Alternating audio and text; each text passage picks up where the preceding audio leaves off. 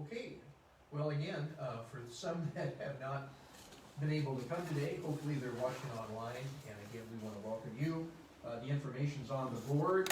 We're in lesson number 7, and we're going to be in 1 Kings again, and in 2 Chronicles again. Again, Kings and Chronicles are kind of what you might call parallels. They're approaching the same basic topic, but from different points of view. And by the way, in your lesson this week, if you took a look at it on page 58 and 59, there is a chart of the Kings and Chronicles. And again, I can remember when I was back in college, I had to make a chart similar to this when I was in an Old Testament survey class. It gets very confusing. But again, if you take a look at this chart, at the very beginning on the upper left-hand side, you have David and Solomon. That was the United Kingdom, okay? You refer to just like Great Britain, United Kingdom. And then you have the divided kingdom, because after Solomon died and his son Rehoboam took over, he unfortunately listened to his buddies instead of the wise men, and he really became a dictator, and the people rebelled, and so then you have the divided kingdom. So you have Judah in the north, south, and Israel in the south, and then you have these different kings, and their approximate dates. You'll notice that Israel ends 722 BC. That's when the northern kingdom fell. That was their final, to the Assyrians. dragging off, wasn't it? Right, and then Judah continues on to 586 BC. That's the Babylonian captivity. Now, when they came back from Babylon, they never had a kingdom. They were a people again. They had different periods of time when they had a little bit of independence, but basically they were under the thumb of somebody, ultimately Rome, and then they were totally dispersed. So today there is no Davidic kingdom in Israel. There is a government. And did you know that the Orthodox Jews in Jerusalem, who have their own neighborhood, that you and I are not welcome in by any way, shape, or form, they do not recognize the current government of Israel. Because it's not Davidic. But it's not a Davidic kingdom, right? So they're waiting for a Davidic kingdom. And the interesting thing is, I was also listening to a broadcast last night put on by J. Warner Wallace. And again, he was talking about the fact that you have the two different genealogies. And Joseph's genealogy came from Solomon, but you have the curse of Jehoiakim. And anyway, as a result, the Messiah could not come from Joseph's bloodline. It came from Mary's bloodline that came after one of David's other sons. And so that's how Jesus qualifies to be the Messiah, although adopted into Joseph's family. But anyway, it is if you're reading through and you start wondering where in the world are we at? Well, we're still with Solomon, okay, at this point. Okay, we're still in the United Kingdom, you might say. All right, so let's go to 1 Kings chapter 9, and in verses 10 through 19, we're going to talk about Solomon fortifies Israel. Now, this was a time of peace in general. We're going to see a couple of military campaigns that do take place. But basically, Solomon's empire was the greatest that the nation of Israel ever was physically, okay? Now, God made a promise to Abraham, but the Abrahamic covenant has never been totally fulfilled.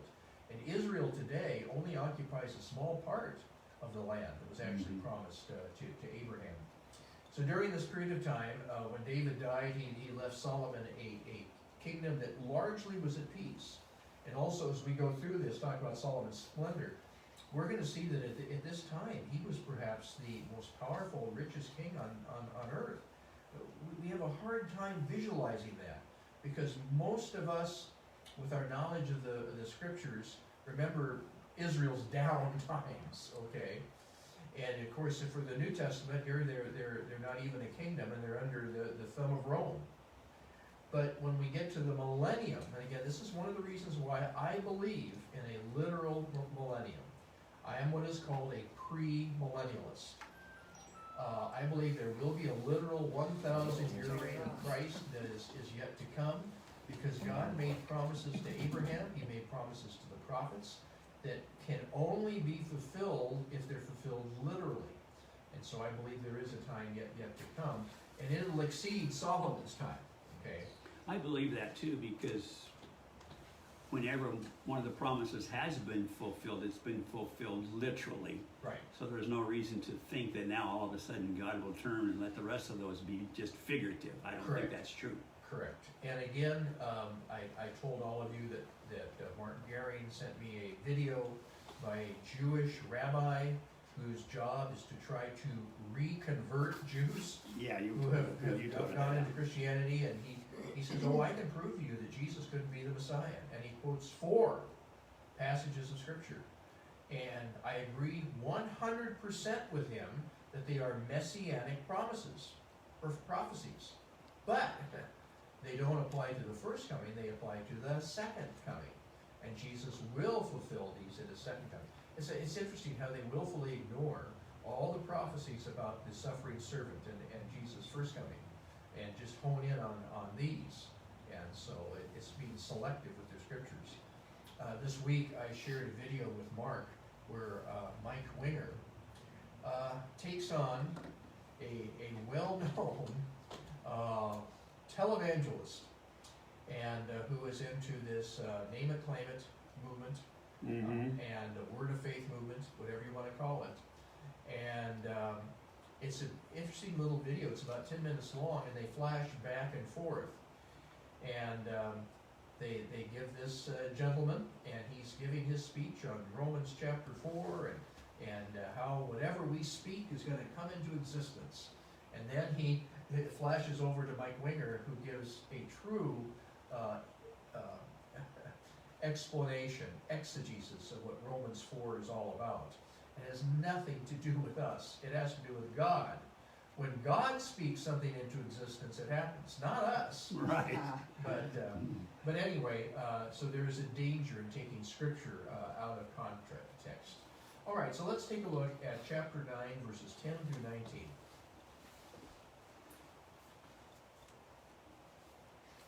It came about at the end of 20 years in which Solomon had built the 2 houses, the house of the Lord and the king's house.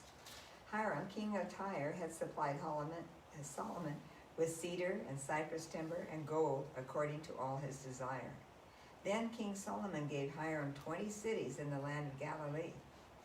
So Hiram came out from Tyre to see the cities which Solomon had given, and they did not please him. He said, "What are these cities which you have given me, my brother?" So they were called the land of Cabul to this day. And Hiram sent to the king 120 talents of gold. Now this is the account of the forced labor which King Solomon levied to build the house of the Lord, his own house, the Millo, the wall of Jerusalem, Hazor, Armageddo, and Gezer. For Pharaoh, king of Egypt, had gone up and captured Gezer and burned it with fire, and killed the Canaanites who lived in the city, and had given it as a dowry to his daughter, Solomon's wife. So Solomon rebuilt Gezer and the lower Beth Horon, and Baalath and Tamar in the wilderness in the land of Judah, and all the storage cities which Solomon had, even the cities for his chariots, and the cities for his horsemen, and all that it pleased Solomon to build in Jerusalem, in Lebanon, and in all the land under his rule. And, okay, right there. I'm sorry. Okay. Very good. No, that's great. Okay, so Solomon's building campaigns had begun in the 4th year of his reign, and now 20 years later, he's pretty much done, at least with Jerusalem. Okay, the temple is completed, his palace is completed, and we're going to see that he does do some adding on, some terraces. Patty can explain to you the Jerusalem area probably better than I can, but there's actually 7 hills in Jerusalem, and these valleys in between. And when King David eventually conquered the Jebusite city of Salem, and it becomes Jerusalem, they had to actually build up areas and fill in areas to extend these platforms. And so that's what you see taking place here with Solomon later on. Anyway, Solomon, remember, got all sorts of building materials from King Hiram.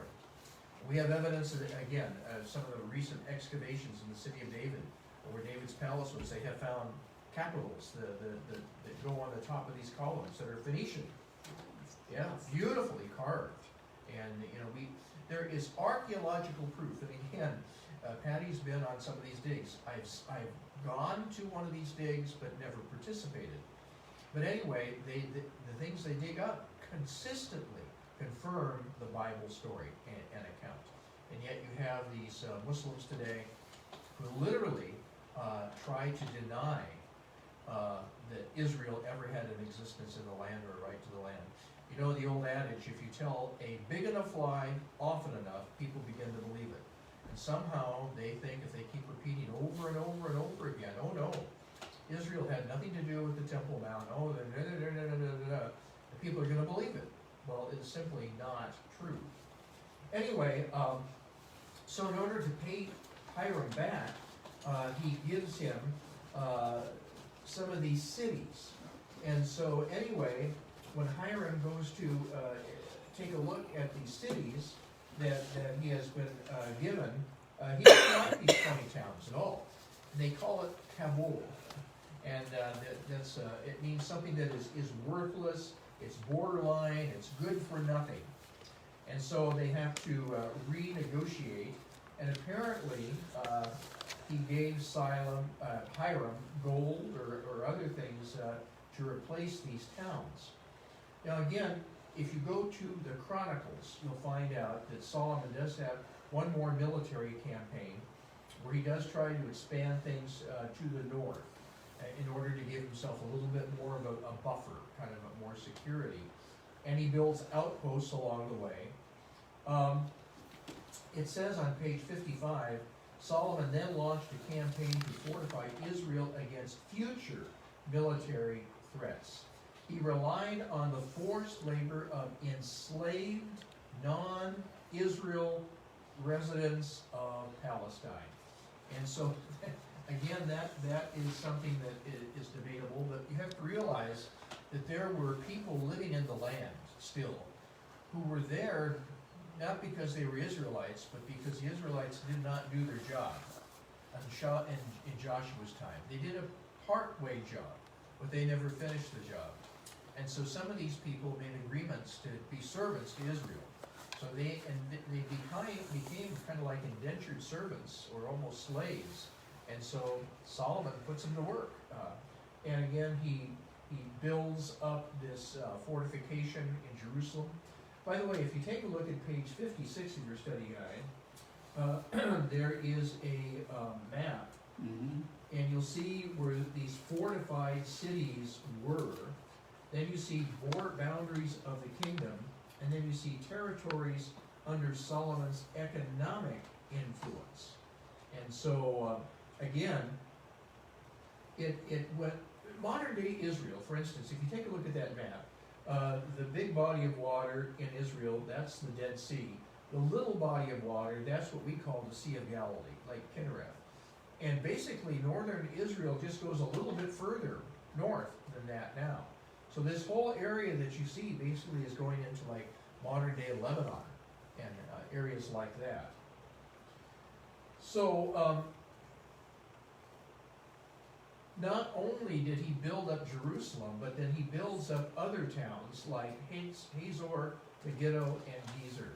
Now, Patty, did you make it to tell Megiddo? Yeah, it was in Megiddo. I have a Okay, yeah. a couple times. So we spent part of a day at Megiddo, and it is a fascinating place. It basically was the fortress that looks over what we refer to as the Valley of Armageddon. And when Napoleon Bonaparte came to the Middle East, and he was trying to conquer his known world, he called the Valley of Armageddon, or the Valley of Megiddo, the greatest natural battlefield in the world. And of course, when you take a look at the end of the book of Revelation, we again have this Valley of Armageddon, where apparently this is kind of where the armies are coming together. It's more than just a battle, it's more of a war. By the way, this was so important because in its day, if you wanted to go from the coast to inland Israel, either you went over the mountains or you went through this valley. And so it was a trade route. And there's a lot of history that goes back and forth through this. This is where King Josiah was killed, battling the Egyptians and other things. But anyway, Tel Megiddo was a fortress, and you can still see some elements of Solomon's stables that were built there. One thing that was fascinating was you go up this ramp and you can actually go through the city gate, and you can see how city gates were built. In the middle of it is a Canaanite altar. Did they show you that? And anyway, it's a fascinating place to go. One of the things that we visited was a water shaft. Yeah. There's a long stairway that goes down way underground, and this is where they got water from for Megiddo. Anyway, so there is evidence, archaeological evidence, that Solomon did this work, and Megiddo is one of the places that you can visit today. And then you see the secondary fortifications that he built, that gives you a list there, as well as supply depots and stables. Remember that any army is only as good in an invasion as their supply line. Because they're eventually going to run out of ammunition, run out of fuel, run out of food, or whatever. So a supply line is very, very important. And that's what has happened to some armies in the past. They got ahead of their supply line. And so Solomon, in his wisdom, and again, remember he had prayed to God, God set up supply storehouses around, as well as these fortifications, as well as stables. Remember, they didn't have tanks or airplanes back then. They had horses and chariots. And the horses had to be fed and cared for. And so Solomon's stables are something you can also see throughout the land of Israel. All right, so let's take a look at Solomon organizes Israel. So he's not only building up the country, and not only the temple, not only the palace, but he's fortifying the country. Let's take a look at his organization in verses 20 through 28. All the people who were left of the Amorites, the Hittites, the Perizzites, the Hivites, and Jebusites were not of the people of Israel. Their descendants were left from in the land whom the people of Israel were unable to devote to destruction. These Solomon drafted to be slaves, and so they are to this day. But of the people of Israel, Solomon made no slaves. They were the soldiers, they were his officials, his commanders, his captains, his chariot commanders, and his horsemen. These were the chief officers who were over Solomon's work. 550 who had charge of the people who carried out the work. And I have to go to 28. But Pharaoh's daughter went up from the city of David to her own house that Solomon had built for her. Then he built the Millo. 3 times a year, Solomon used to offer up burnt offerings and peace offerings on the altar that he built to the Lord, making offerings with it before the Lord. So he finished the house. King Solomon built a fleet of ships at Ezion-Geber, which is near Eloth, the shore of the Red Sea, in the land of Edom. And Hiram sent with the fleet his servants, seamen who were familiar with the sea, together with the servants of Solomon. And they went to Ophir and brought from there gold, 420 talents, and they brought it to King Solomon. Okay, thank you. So again, God is giving Solomon wisdom, not only as far as how to fortify the country, but how to organize the country. He's kind of the exact opposite of our current administration. Seems like everything our current administration is doing is falling apart, okay, making things worse, not better. But Solomon had God's wisdom, and God was showing him what to do. And so he organizes, first of all, the people left in the land. By the way, one of the miracles of modern-day Israel, one of the reasons why I believe it is one of the signs of the end times, is we can talk about Israelites, the people of Israel. How many Amorites, Hittites, Perizzites, Hivites, and Jebusites have you met lately? Zippo. You haven't, okay? They just disappeared. They've been assimilated into the different groups. Now, there's no other ethnic group throughout recorded history that has survived a diaspora and remained a people. That's just the hand of God. Not only they're an ethnic people, They have their language back, they have their religion, and they have their land. It's unbelievable, And isn't it? Yes, it is a miracle of God. Because It's never been it's just- happened before You in history. cannot find it, it just does not exist. Right, Only the Jewish people. right. And so, Yeah. again, how can well-meaning Christians who say they read their Bible and study their Bible believe in what is called replacement theology? That the church has replaced Israel, God has nothing to do with Israel or the Jews anymore. They say that modern day Israel, oh, it's just an accident, just a coincidence. Well, I just cannot. There's too many. Agree that. All right, slavery. Okay, we here who live in the United States are now dealing with critical race theory. And the new governor of the state of Virginia, who was just installed yesterday, immediately is taking on critical race theory. Yes, he is. And again, they want to imply that this country was founded by white people simply to promote slavery, to put other races down. I don't believe that, and I believe if you study true American history, it'll prove that wrong. Now, slavery did exist.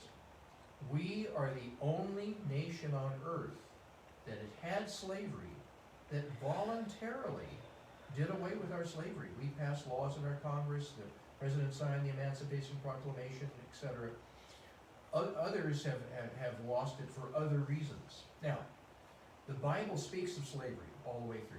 The Bible does not condone slavery. The Bible does not teach that there should be slaves.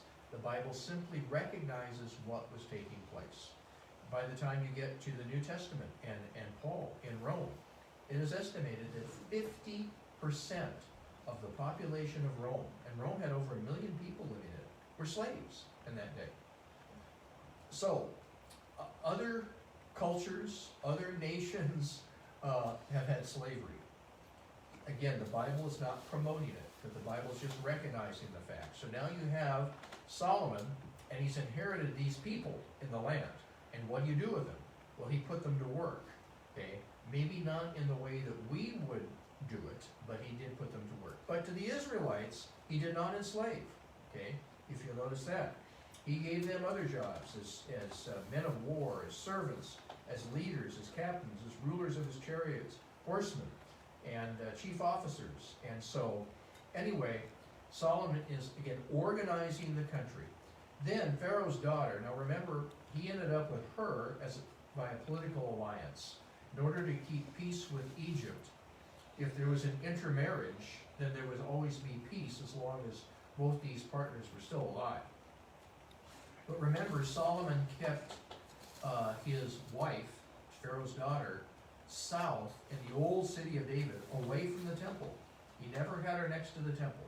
And again, it could be because of her idolatrous background.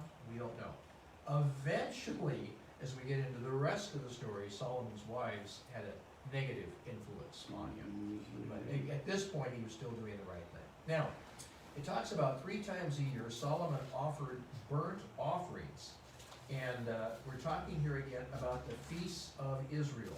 And if you were here last Sunday night, again, I thought it was an excellent review of the spring feasts and of the fall feasts of Israel.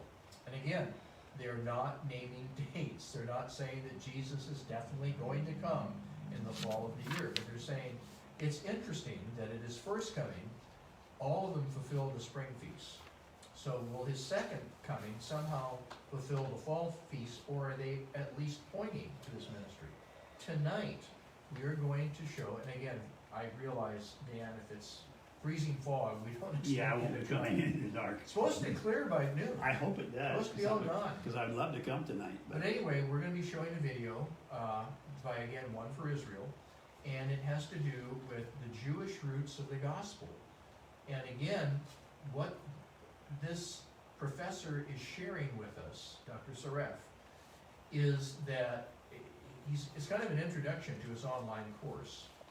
But that's not the reason why I'm showing it. But he explains that the only way that we can truly understand the New Testament, the Gospels especially, which are Jewish, is to go back and understand the Old Testament. And he has found a key that he believes, and it helps him understand the book of Matthew.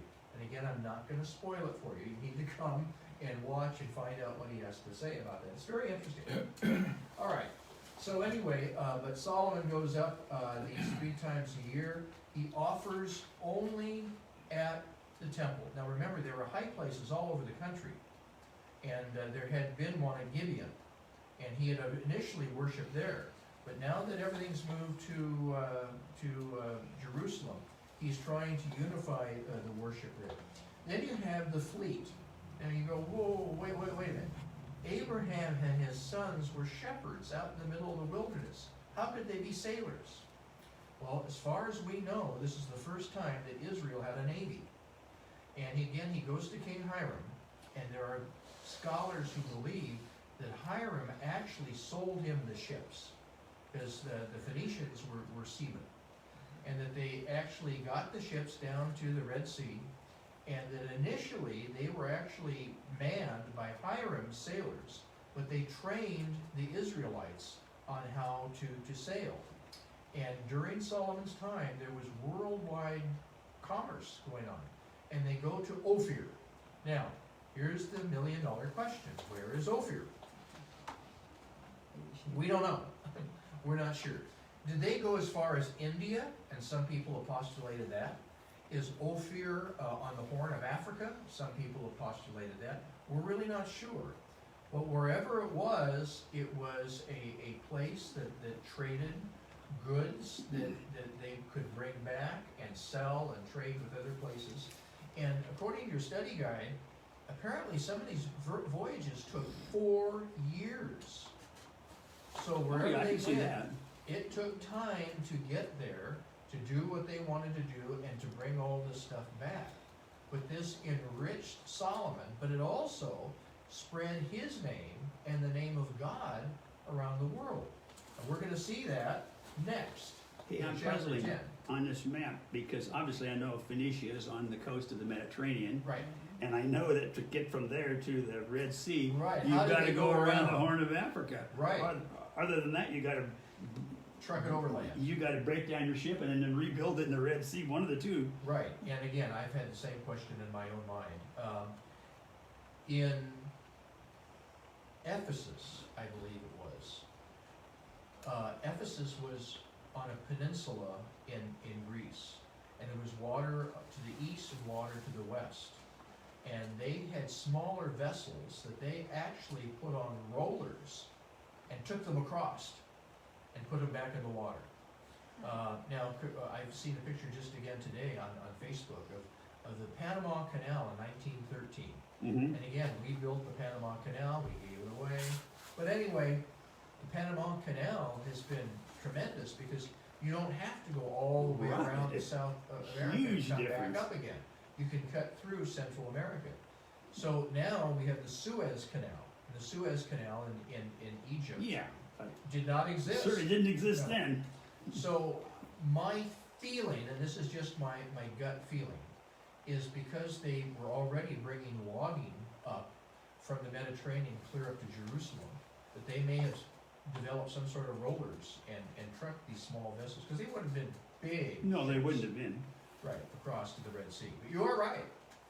You are right. It's very likely that they did bring him across that neck of land there.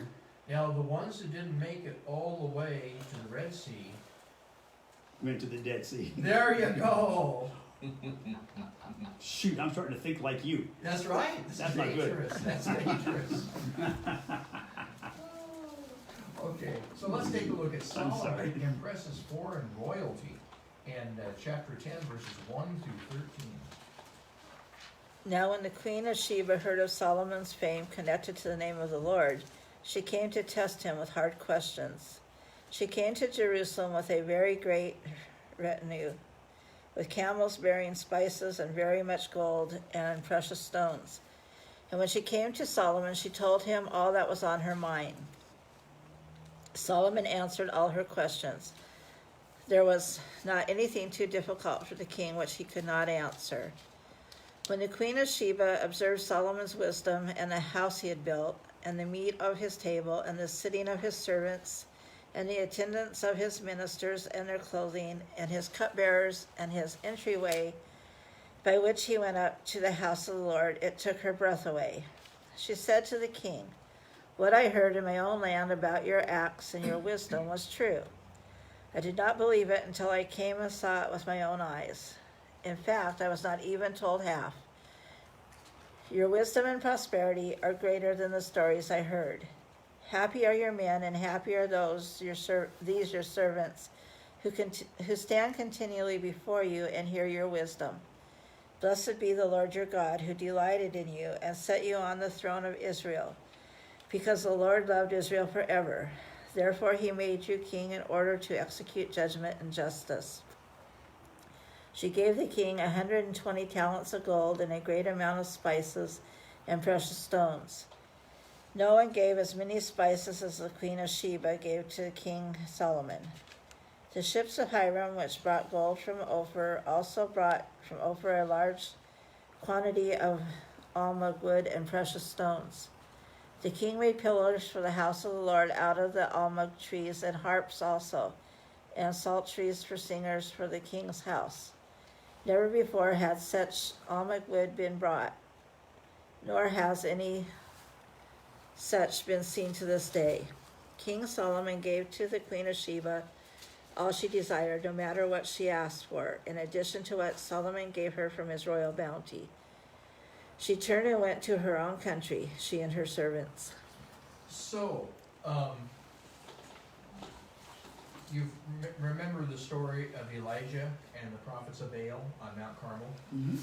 So, Patty, I don't know if you went there, but our tour group went on Mount Carmel, and there is actually a church or monastery or whatever in honor of Elijah and the prophets of Baal, and there's a statue out in the courtyard of Elijah, and he's got this big sword above his head. So anyway, I have a picture in my slides of a school group sitting on the ground around this statue listening to the story of Elijah. And they are all black schoolgirls. And you wonder, why would there be black schoolgirls in Israel? Well, they are Ethiopians. Well, why would Ethiopians be living in Israel? Well, it goes all the way back, many believe, to this story. And on page 61 of your study guide, there is a little box entitled Sheba and the Sabaeans. Would somebody read that for us?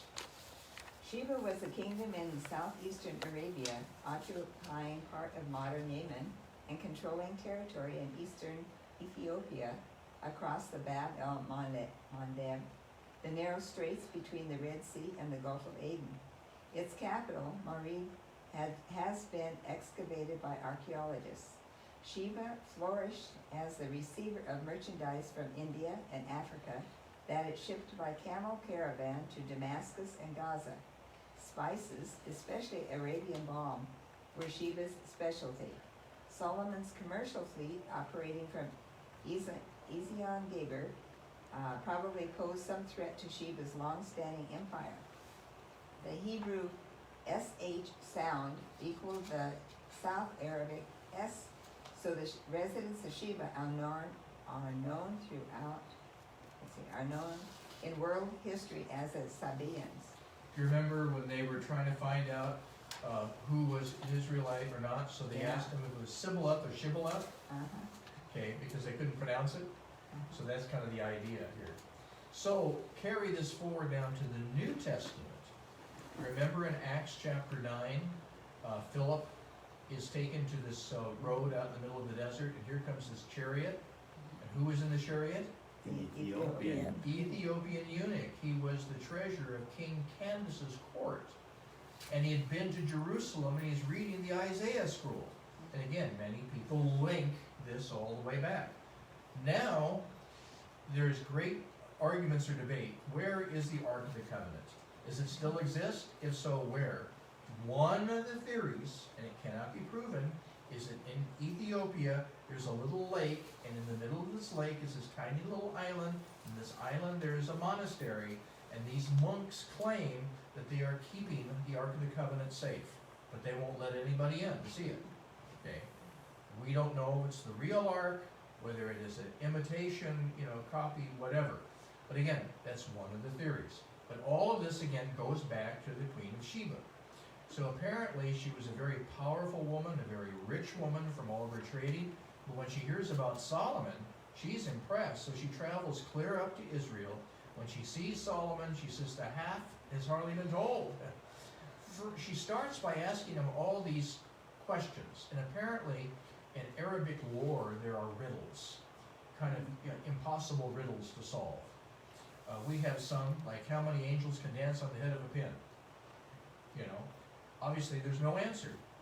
But anyway, when I was in college, we took a class in Introduction to Philosophy, and Dr. Hugh Humphreys was our professor. And I will never forget, as long as I live, the two assignments we had. We had to write papers on a question, and both these questions had no right or wrong answer. Okay, so he was not going to grade us on whether our answer was right or wrong. It all had to do with our thinking, with our reasoning.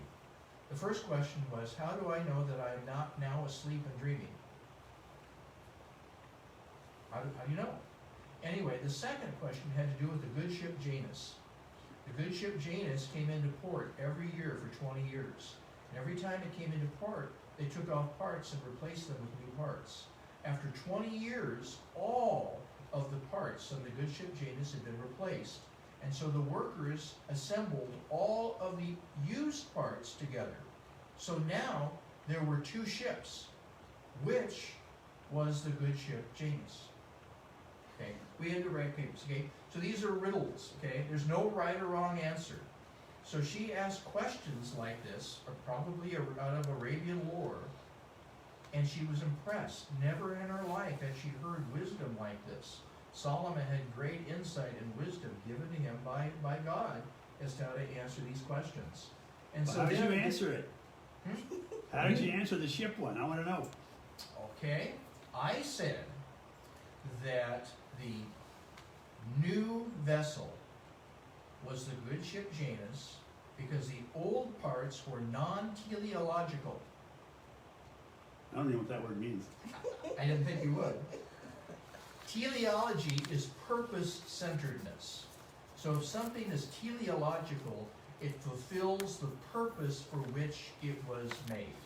So the old parts were simply in a dry dock, but the new parts were sailing around the world as a ship, fulfilling the mission that the good ship Janus had been christened for. And I likened it to the United States of America.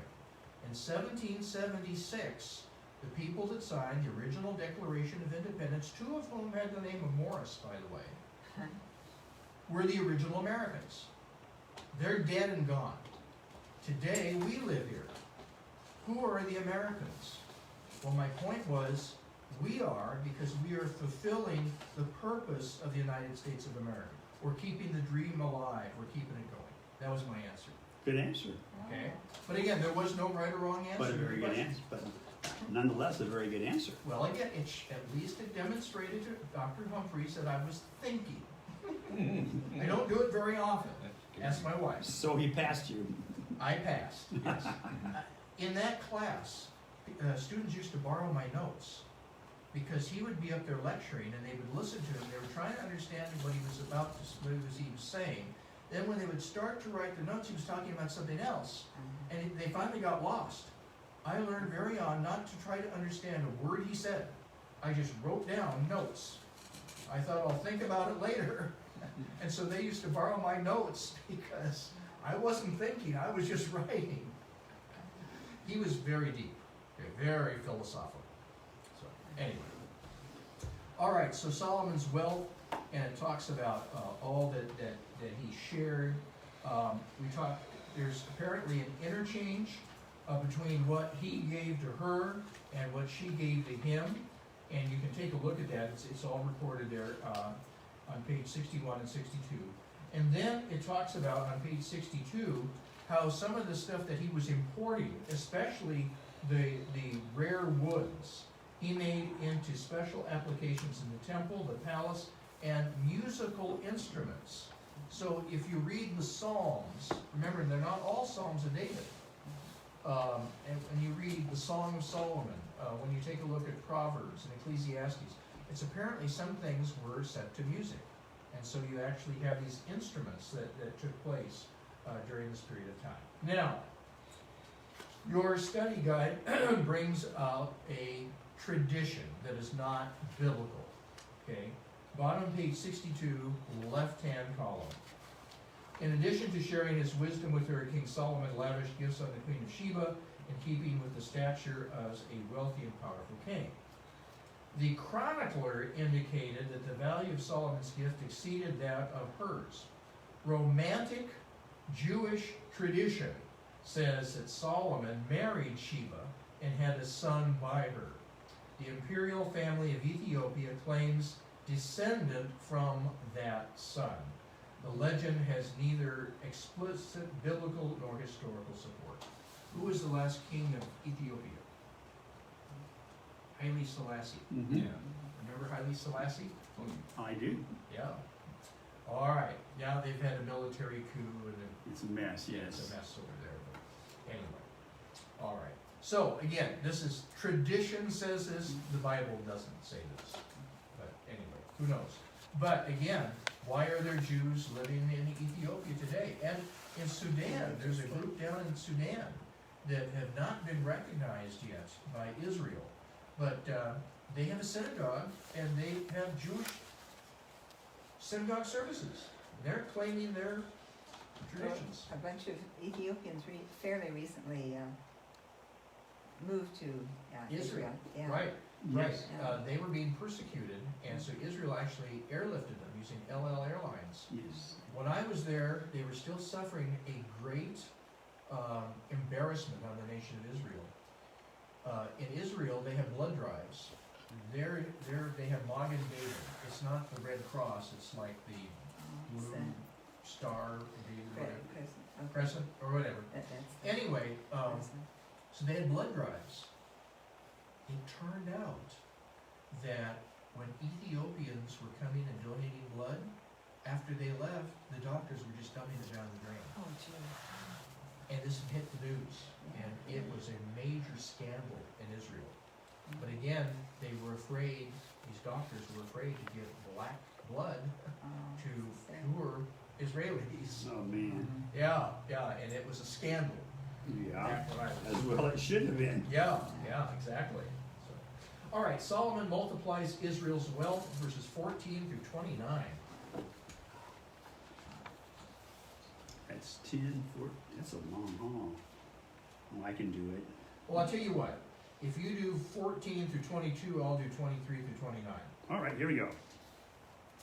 Now the weight of the gold that came to Solomon in 1 year was 666 talents of gold, besides that which came from the explorers and from the businesses of the merchants, and from all the kings of the west, and from the governors of the land. King Solomon made 200 large shields of beaten gold. 600 shekels of gold went into each shield, and he made 300 shields of beaten gold, and 3 minas of gold went into each shield. And the king put them in the house of the forest of Lebanon. The king also made a great ivory throne and overlaid it with the finest gold. The throne had 6 steps, and the throne had a round top, and on each side of the seat were armrests, and 2 lions standing beside the armrests, while the 12 lions stood there, one on each end of the step, and the 6 steps, the like of which was never made in any kingdom. All King Solomon's drinking vessels were of gold, and all of his vessels of the house of the forest of Lebanon were of pure gold. None were of silver. Silver was not considered as anything in the days of Solomon, for the king had fleets of ships of Tarshish at sea, with the fleet of Hiram. Once every 3 years, the fleet of ships of Tarshish used to come bringing gold, silver, ivory, apes, and peacocks. So King Solomon exceeded all the kings of the earth in terms of riches and wisdom. All the earth came to Solomon to hear his wisdom, which God had put in his heart. Everyone brought an annual tribute in the form of presents, silver and gold cups, garments and armor, spices, horses and mules. Solomon gathered together chariots and horsemen. He had 1,400 chariots and 12,000 horsemen, whom he stationed in the cities for chariots and with the king at Jerusalem. The king made silver to be in Jerusalem as plentiful as stones, and he made cedars to be as plentiful as sycamore trees in the valley. Solomon had horses brought out of Egypt, along with linen yarn. The king's merchants received the linen yarn at a price. He brought chariots from Egypt at a price of 600 shekels of silver, and a horse for 150. And he exported them to all the kings of the Hittites and the kings of Aram by their means. Again, that may not seem like a lot to us, but this literally was the most powerful, wealthiest kingdom on earth at its day. And again, just think, not that many years earlier, a couple hundred years earlier, they had been slaves in Egypt. We're talking about the Exodus right now. This morning in our worship service, we're going to talk about the crossing of the Red Sea. Okay? And again, from that point, being slaves, now they're the most powerful nation on earth. Solomon is the wisest, richest king on earth. Again, from Solomon until Jesus returns and sets up the millennial kingdom, there will never be an Israel like that. So the millennium, in a sense, is the restoration of Israel. And again, you can't get away from the fact that God is not done with the Jewish people, with the nation, with his promise that he made to Abraham, and what he promised he made to David. These are all significant. So anyway, you have all of this delineated there in your study guide. The palace of the forest of Lebanon, apparently, again, this is wood that was brought from Lebanon and would have been absolutely beautiful in its construction in Israel. What is interesting is from the gold that he brought back, he made all these shields. And your study guide talks about these shields were covered with about 7 1/2 pounds of gold. Each small shield, such as an archer would sling with his arm. Yet, 30 years after Solomon died, King Shishak of Egypt invaded Rehoboam's reign and took him. So this didn't last very long. Remember, when Rehoboam took over, everything fell apart. Okay, things went south, literally went south very quickly. All right. So then the throne, there's a picture of the throne there on page 63. I've tried to convince my wife and my children that my chair in our house is my throne, and they should bow before me, but some way they don't do that. From the other end of the house, they call me and yell for me to tell me that it's time to come for dinner. I don't get it. But anyway, this was Solomon's throne, and again, this is just kind of an artist's representation of what it might have been like, but it was absolutely phenomenal. His wealth was so great that all his dinner service and household utensils were solid aluminum, right? What were they? Gold. Gold, solid gold, not gold plated, solid gold. Silver was as common as everything else in Jerusalem. This beautiful cedar, this timbers, was common in Jerusalem. So again, this was a great time. Now, just as a side note, prosperity is good, but prosperity can also be dangerous.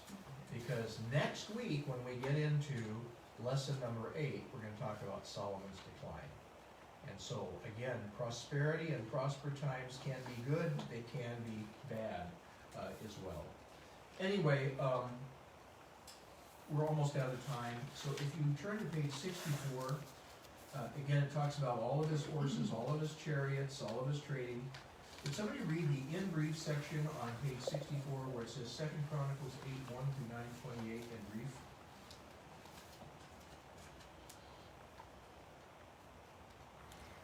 Once again, the chronicler included unique material from Solomon's career that involved worship.